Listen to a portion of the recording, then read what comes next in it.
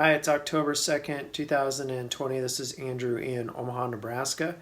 And about a month and a half ago, I finished a holster for a Kimber 1911. I took a lot of footage of this project, but after I got past the point where I started to stitch it together, I lost all the footage after that point.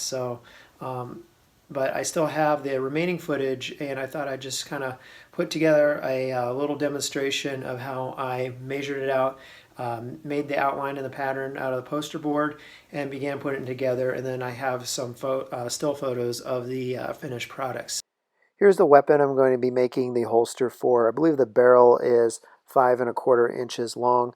I'm going to be showing you that the weapon is unloaded, is completely safe, the magazine has been removed, and anytime you see the weapon from this point on, you'll know that it is safe to be handling it and drawing the outline on it. Now I'm going to take the gun, put it on the poster board, and draw around the perimeter of the weapon. I'm then going to measure half the width of the slide action, and I'm going to use that measurement and draw a second line outside of the line I'm drawing here and use that as my stitch lines. I've been using this method continuously on every holster I've made, and it has always worked.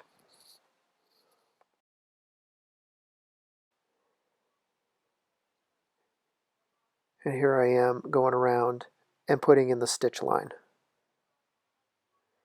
I'm just going to make a series of small dashes, and then I'm going to come back and connect the dots. I'm making sure to stay well away from the magazine release of the weapon. And now that I have most of the holster measured out here, I'm going to double check it before I begin cutting it out with the X-Acto knife. And this holster will work on this particular gun either with the hammer locked back or with it forward. This holster is made out of 4 pieces of leather. I like to use the finished side of the same piece of leather that I'm using to make the outside with to make the liner piece.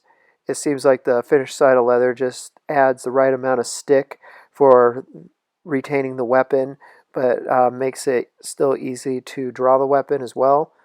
And I can also sandwich all the hardware between the 2 pieces of leather, so I don't have to ever worry about the metal from the thumb brake snap or the thumb brake stiffener piece, which you'll see here in a minute, ever scratching the weapon.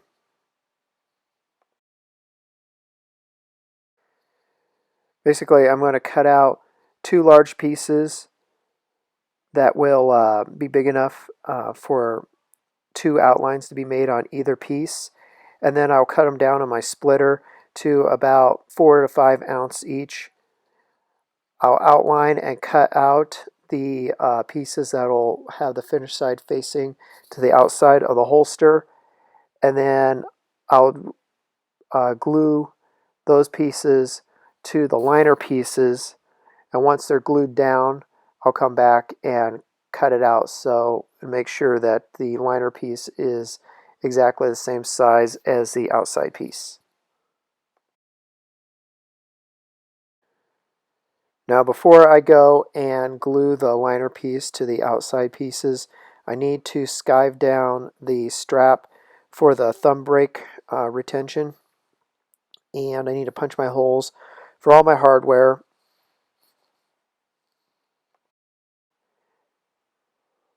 Once the holes are punched, I will put in the snap and the thumb brake stiffener, and then there will be the pieces, the liner piece and the outside pieces will be glued together, sandwiching that metal together.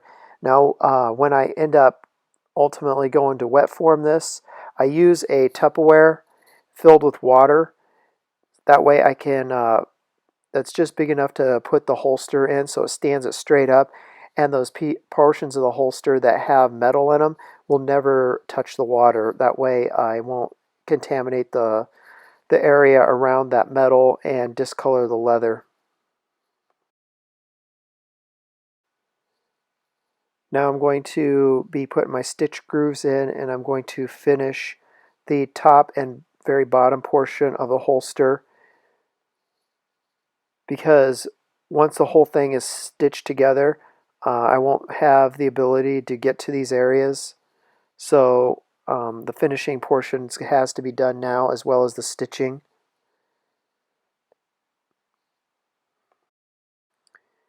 And the footage of me punching the belt loopholes and then ultimately gluing the two main pieces together, sanding them, finishing the edges, and stitching them together. That's the portion I lost. But I will finish this holster using olive oil as well as Phoebe's acrylic Resin. Also, when I wet formed this this holster, I did not use the actual gun. I have a blue plastic dummy gun that I was able to use in order to form up the leather when it was wet. In here, you will be able to get some still photos of the finished product. I was pleased at how it ultimately turned out. Like I said, it works either with the hammer locked back or with the hammer forward. If you have any questions about this holster, let me know. This is Andrew in Omaha, Nebraska. Have a nice day.